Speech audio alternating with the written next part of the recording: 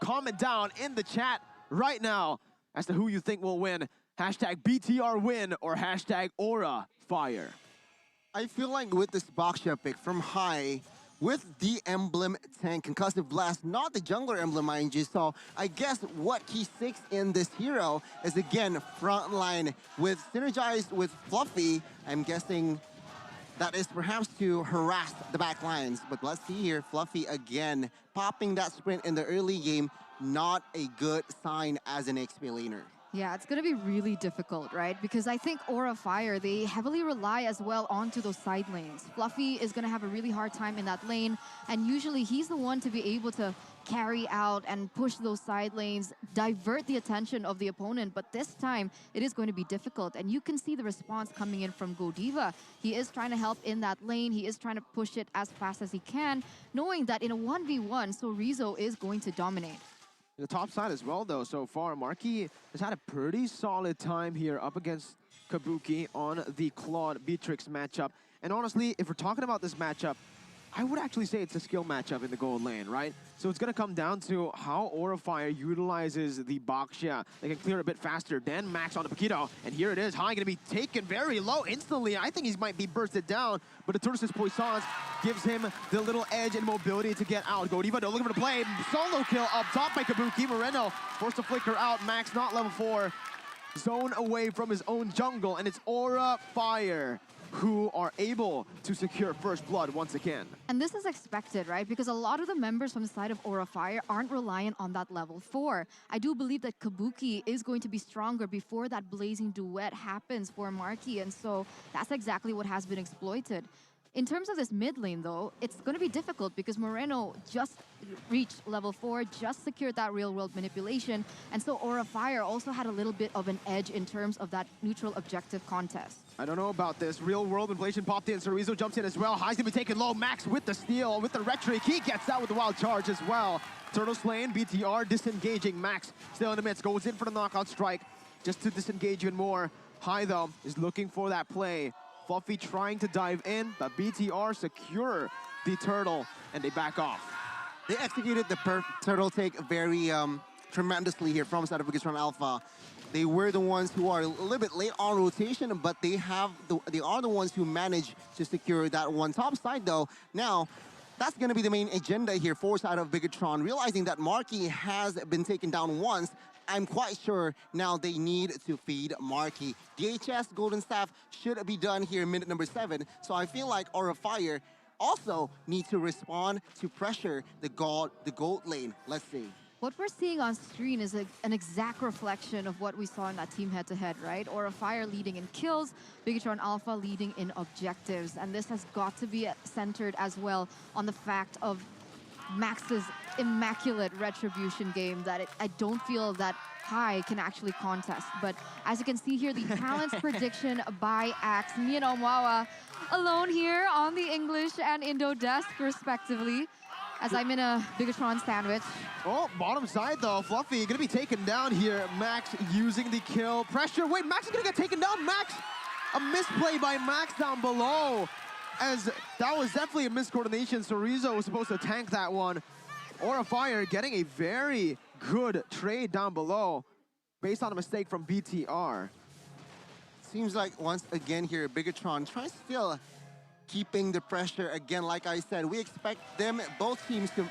Oh my god. Key with the wild charge, and he'll get the chain coming in. Cold Alter pop, but he's going to lose all of his HP to the blazing duet. Marky picks up the kill. High, looking for the shield unity. Jumps in onto Key. Imperial's Passion popped in as well. Marky going to be dove there, but has the battle mirror image to get out. High still able to dash, well, to back off as well with the Tortoise's Poissons. And BTR have secured that gold lead, turning it back. But it's only a very small one that can be turned around by Aura. Very good objective control here and conversion from BTR. Be aware of Key's playmaking ability, and that's exactly what he did. He was able to get a pick on that top side, create a distraction for Aura Fire. Meanwhile, Bigatron Alpha, they're also able to secure another objective on the board. Here in the 5th minute, we do have a little bit more time to dive into the emblems, Bunny. I gotta say, nothing too significant here. Paquito with that killing spree, I feel like he wants some movement speed, and he goes for that as well. 2 talents, but take a look at Key here. Popping that ultimate for defense, I guess Aura Fire, again, the commitment doesn't come to fruition. Now let's talk about the items here. Item-wise, still like place here for Claude, respecting Kabuki's Beatrix again, but after that Golden Staff, expect Marky to join more team fights to create more chances here in the top side. Again, Paquito, Hunter Strike, the damage is definitely there. Aura Fire, they need something they need to find a kill, perhaps on towards Marky to somehow negate or delay that power spike. I'm actually quite curious, right? Because face value, oh, but wait a minute here. So Rizzo caught in a 2v1 situation. Oh, he's not going to be able to survive this one. Gets out, dashing in. Key with the wild charge, buying some time. But in the end, it is going to be Rizzo picked off. Key now caught. Use that flicker, use that wild charge. He has nowhere to go. It's a double kill for High as Aura Fire are able to take that gold lead back into their hands. Real world manipulation popped in that bottom side. They're looking for a trade. BTR with a 200 gold lead left in their pockets. Max, though, still gonna just back up, not really wanting to go for that. Kabuki looking for that siege in the mid lane as Marky jumps in with the blazing duet, dealing a whole lot of damage, clearing out the waves in the process as well. Both teams disengaging once again, and it is still an equal game. Wow, super close here. But while that was happening, Aura Fire was able to push that turret in the top side as well. You can see here in the bottom side, Fluffy already able to get Max a little bit low. And actually, that is a really good setup for them to able to get this turtle. Yeah, Max is nowhere near this fight. High's gonna be able to pick that up for free. No contest from BTR. And Aura Fire are finally on the board in turtle takes here. Taking it, securing it. Presented to you by Samsung Galaxy A series. Max is clearing out the waves. BTR able to find a little bit back here in the trade down below. Again, Bigatron Alpha playing this rather well, but I gotta say, Aura Fire, actually, they have hold their ground the 7 minutes very, very well as well. Kabuki here collecting 1 kill on towards Marky. That is proven critical. Why? You can see here, top lane, turret has been taken down. Meanwhile, gotta say, High on that concussive blast, I was kind of doubting his decision, but with the 200 stat, seems like it's okay for now. High with the shield immunity canceled out by Key here. Barrier popped in as well. Everything popped in, but look at the cult altar perfectly placed once again, but it's gonna be bursted down by the real world manipulation. Everyone melting, but it's actually gonna be Rizzo who gets taken down first. No kills on the board for BTR. Meanwhile, Aura down below, they get the turret as well. BTR struggling in this game with the shield immunity connecting and Fluffy picking up the kill. 1.2k gold lead, and Aura Fire are converting everywhere on the map. Turret in the mid side, turret in the bottom side as well, as now Bigatron Alpha, they're the ones kind of scrambling in terms of this initiation. It seems like they took the fight without Max, and the damage just really wasn't there, especially as Facehugger was present in that team fight with the Cult Altar. Additional sustain for the members of Aura Fire, and in return, Bigatron Alpha were the ones to lose a member instead. Aura Fire almost leading with a 2,000 gold lead, as now they are preparing to get this next objective in that Lord. And interestingly enough here, Kabuki already has that Wind of Nature. So what does this mean for us here, Goni?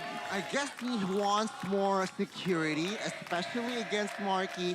Paquito won't be bursted down when you have that Wind of Nature, but also keep in mind that, oh, there's a fight. Okay, Cult Ultra baited in, but Max will not be able to take that damage. Gunned down by Kabuki on that Beatrix. Absolutely lethal right now as Aura Fire look to convert on another objective. They set their sights on the first Lord. We'll see here again. I guess Aura Fire with a 2,000 gold lead here. It's gonna be crazy, but what they should be aware of is, again, Marky. Baxia, after a Golden Staff and DHS, it's gonna melt, especially because from Alpha, they are building towards that dominance. I see the Lord take, though. Wild charge popped in. Oh my god, Marky gets a kill there onto the Matilda right now. The Retribution battle comes in, and it's not gonna be anyone taking it. It's High who finishes it up, and Marky gets a triple kill. Finally shut down, but it's another shutdown as well onto High. Aura Fire are going to lose the fight. They secure the Lord, but I think BTR might actually be able to equalize in gold with that play. I think that was really worth it for Bigatron Alpha. I mean, that is still an unenhanced Lord, and they're going to lose a lot of towers here in the process. A lot of shutdowns as well. So allowing Bigatron Alpha to really secure those integral items on their core members. Like Marky now sitting at a 4-2-2 KDA. That's not exactly who you'd want to feed if you were Aura Fire. Well, let's see here again. I feel like with that triple kill, Marky already secured the 2 items needed. So Aura Fire, especially Fluffy, High, and as well as Godiva, who is building tank, they're gonna be careful. They can't be obnoxious like topside here. They can't overextend because High is gonna be melted down just like that, even without Marky. Yeah. There you go, bottom side as well, though. Godiva is forced to flicker out. The barrier is perfectly placed. Godiva's going to be collapsed on by Marky and Key. That's the Marky combo that we expected. And Aura Fire, once again, even with the Lord, aren't able to get a turret on the board. Just a tier 2 down below for now. BTR looking to punish now, though, up top already. So Rizzo, whoa, jumping in aggressively. BTR with a concealed play. Fluffy should back off of this one. They should just give it over to BTR. That's exactly what they do. Don't need to get too aggressive. It feels like at this point, Aura Fire really is in the mercy of Sorizo, right? Because what Aura Fire wants to do with their composition is either High or Fluffy goes to the side lanes and tries to alleviate the pressure for Aura Fire to make a play on the other side of the map.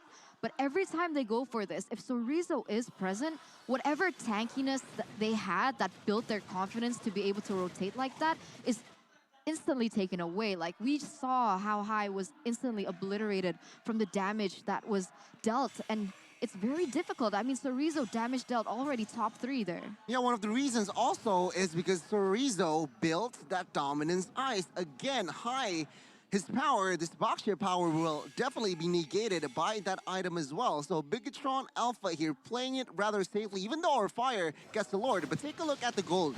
Oh my god, that burst damage coming in. They take away almost all of Fluffy's HP and that Cold Altar. But I agree with what you said, Gani. Again, right?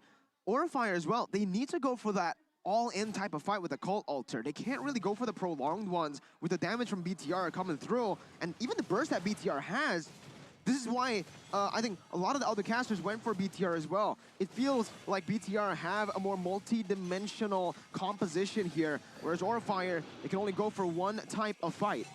Oh, The even. Marky, did you see Marky's What response? happened? Boom. He slammed the table there. So there was perhaps passion in that sense as well. But both teams with this pause, I gotta say, Aura Fire can recollect themselves. Because Definitely. I feel pressure is on them. Bigatron, slightly, even though, like I said, they didn't get the Lord, but they are now, composition-wise, more stronger in the mid-game if you really compare to Aura Fire. Sure, Beatrix, very, very nasty with that Renner shot as well. But I gotta say, Dyroth, Claude, mid-game, late-game, Yves especially, it's gonna be a little bit more tricky here for side of Aura Fire. I agree. I think this is Aura Fire's game to lose if they prolong this to that point where these members from Bigatron Alpha get to that power spike, because it's just going to be so much to handle. And that's why I thought that Aura Fire, they really put their eggs in one basket here in this game. I think I like to say this a lot, but that's exactly what Aura Fire likes to do. That's their identity. That's their playstyle. Sometimes it works, sometimes it doesn't. So far, they haven't been able to snowball from that early game. And unfortunately, it's not really looking too great for them because of how reliant they are on the damage solely coming in from that Beatrix. See, we're saying that, right? We're saying that Aura Fire are very one-dimensional in the draft right now, but unfortunately, that's their style, right? Maybe fortunately for them, they're comfortable playing these one-dimensional compositions, and they're comfortable putting the late-game control into just one hero. It's always been Kabuki in the late game with the Beatrix as well, and now that's what they're doing, putting all their eggs in the basket on Kabuki. If he can make that play happen like he has done so many times before, Bigatron are in for a show. BTR though, first onto the Lord with their poke as well. Their range advantage gonna go in. Godiva still there. Fluffy gonna be caught by Moreno and Sorizo. Slowed down by the Ice Queen wand. That's a lot of HP taken out already. BTR use that advantage to clear out the midway, forcing the Nibiru's passion as they go back into that Lord pit. Bigatron Alpha heavily denying any rotations coming in from Aura Fire at this stage. They're being zoned away. It does seem like Aura Fire, they still want to go for the contest. They still want to commit as once again an engage happens. Sorizo jumps onto Godiva. They're trying their best to bait that Cult Altar before the fight starts here. High with the Shield Unity, opening up the map once again. That's going to be key, jumping with the wild charges. Fluffy's going to be CC down. Real World Inflation popped in with the Blazing Wit to the backlines as well as it's comboed in together. Max goes in for the knockoff strike, circling to the backlines as Kabuki finds the kill onto Marky. No gold laner for BTR. Godiva taken low. Max still full HP. Gonna jump in onto Fluffy, who's able to get a falling Star Moon. Max picking up a kill. Oh, he's gonna get down again by Kabuki. He's looking for that triple kill. And like we mentioned, they put their hopes on Kabuki. He does not fail Aura Fire. He delivers, and that's going to be a Lord secured for Aura Fire here in the 15th minute. Despite so much damage coming in from Bigatron Alpha with the real-world manipulation as well as the backup from all the other members, Aura Fire with the clutch Cult Altar this time around from Facehugger, they're going to be able to outmaneuver Bigatron Alpha in that team fight and even get another tower in that mid side. Let's see Kabuki's item. Full items already. Haskell and Wind of Nature for security and damage as well. But Hunter Strike, BOD, Malefic Roar to top it off. You can see Marky just insta-deleted, and of course, the Paquito and as well as Moreno were caught. And that is the positioning and timing that Kabuki can give towards Aura Fire. Now they are leading with this Lord push. Let's see how many base turrets they can delete. Aura looking for that push down below. Enhanced Lord already taking a chunk of that turret HP. Fluffy though gonna be bursted down, assassinated by both Sorizo and Max. No minions in that bottom side. My goodness, Facehugger disappears from the face of the Land of Dawn. But Bigatron lose that base turret here. It's still Aura Fire with a slight victory in this trade. Oh, that was kind of bad for Aura Fire though, right? They have to be able to expect these things from happening. How are they going to be able to win these team fights if Bigatron Alpha keep looking and keep finding those opportunities to take down the members one by one? I gotta say, they need to be careful again, not to overextend or overcommit on towards things. Remember, Aura Fire, they lost to RQS yesterday, I feel like for the most part, because they overcommitted towards things that are just unnecessary, like this, Godiva. Again, okay, he has the flicker, but what is it for? Now we can see here, High. Is this the right call? Let's see. I don't know, right? For BTR, I think that was the right call for them, definitely. For Aura Fire, this engage seems somewhat forced, right? It was a flicker traded in for a wild charge. I think BTR will be happy with that kind of trade all day long.